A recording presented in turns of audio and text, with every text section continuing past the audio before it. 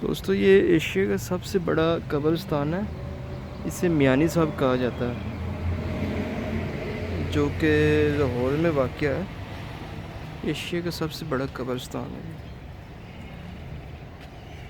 ये आप देख सकते हैं। मियानी साहब बहुत बड़ा कब्रिस्तान है, एशिया का सबसे बड़ा कब्रिस्तान मियानी साहब।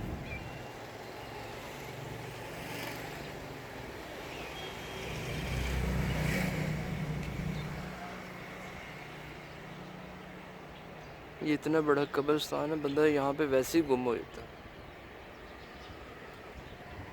ये आप देख सकते हैं।